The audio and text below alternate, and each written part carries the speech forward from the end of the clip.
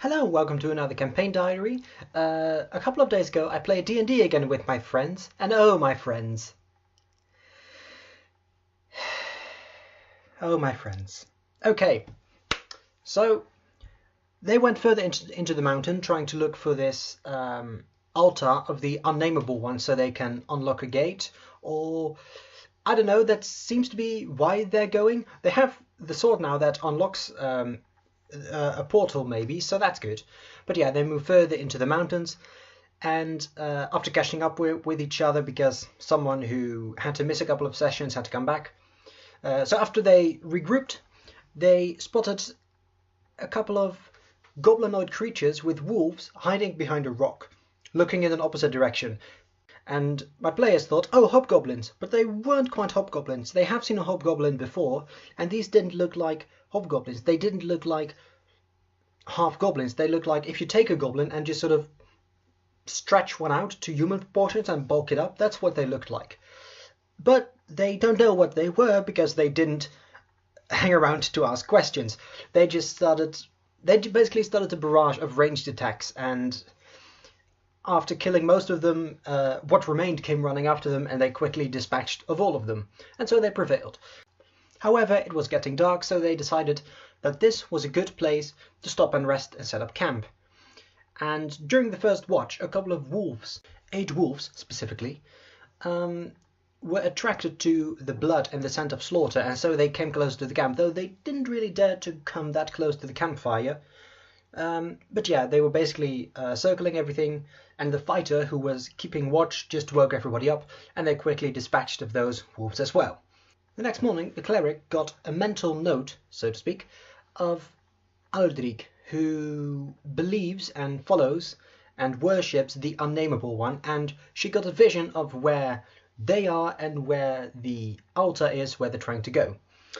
Thing is, this was the first time Aldrich ever sent a message just telepathically.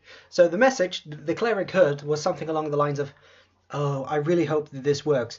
Do I have to focus my thoughts, or am I going to send all my thoughts, or do they hear just hear the voice that I actively think of, like the sort of voice in my head that I hear when I think, like my think voice. Anyway, sorry. You have to go to the north and then to the east, and then the message cut out basically. And the cleric was like, really? But he got a second message, which finished the message and gave some more directions. However, those two messages they both contained directions. So you could either interpret the first one being general and the second one being specific, or you could interpret the first message being the first set of instructions and the second message as the second set of instructions. They chose for some interpretation, and she will hopefully get a vision again and correct them if they're wrong. So they're on the way to the altar now, and as they were walking through the hills, and the grassy hills slowly turned into more rocky mountains, they had to keep heading north for now.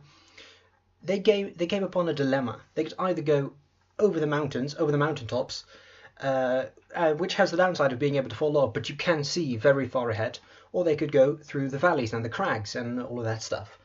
And so you're just safe, low to the ground, quite protected from the weather, but you don't really see anything that well. They decided after some bickering to go through the valleys and the crags, and after some walking there, a few caves happened to appear in the rocky walls they were walking near, and one of those caves contained something interesting. It was sort of a deep cave that came out into a sort of large, cavern, a large cave, and inside the cave was a pool, and when the cleric illuminated a few of the stones so everybody could see, they saw that in the water and around the water there was a lot of copper glistening going on, and they saw 2 creatures, reptilian in nature, sort of blue skin, scales, sort of weird fins on either side of their head, it seemed like. They looked rather aquatic, and they were about the size of small horse. And, well, my friends, they decided to attack one of these creatures, and it started screaming instantly, and instead of attacking and retaliating, it just sort of cowered near one edge of the pool, and both creatures started screaming. And I described how the surface of the pool of water within the cave started to sort of disturb. It started getting all wavy and busy, and my players sort of looked at each other after the cleric saw this and said this to the rest of the party, and they didn't really do anything with that information, and they attacked the creature again. At which point, the surface of the pool of water started to get even more disturbed and busy and moving, and they all realized at this point something is gonna come out now, or at least soon. But that didn't stop them. Of course it didn't. They just attacked the creature again, and now they had killed it. And when it was the enemy's turn, I described how a much larger version of the creatures they had just killed one of came out of the water, the mother, and just spat a ball of lightning at them that jumped at them, that sort of arced between them and dealt a lot of damage to all of them. And they quickly ran outside the cave, but not before the bard tried to frighten the creature, which failed. And then he tried again, and that also failed. Then he tried again at some later point, and that also failed. Apparently I could only roll very high saving throws for this monster. I don't know. Anyway, now they're in the situation where they are inside a crag, or more like a canyon at this point, I suppose. They don't have anywhere to go, and there is this really, really pissed off, sort of reptilian, draconic, almost serpent-like being that can apparently spit lightning, attacking them. A few of them started thinking about, what character should I play next? But they didn't give up. No, they didn't. And then the ranger, he was asking a lot of questions like, oh, is it more like a serpent-like creature? Does it look amphibian? All of those questions. And eventually he decided, okay, I am going to use my arrow of serpent slaying. And I thought, yes, finally he's going to use it. And this ranger, he was like level 4 or 5 or something. He already had a bunch of bonuses stacked up. He was already going to do 16 piercing damage, and on top of that, he was allowed to roll 6d10 for another piercing damage. In the end, he did 49 piercing damage in just one attack, and that was very good for morale, gave them a lot of hope. And then the fighter used a magic sword. He can attack twice because he's a level 5, level 4 fighter. But after every swing of the sword, he has a bonus action, and he can cast Magic Missile. So we also did a very nice amount of damage. So despite the very large beating they took from the lightning, the cleric was able to heal the party a bit.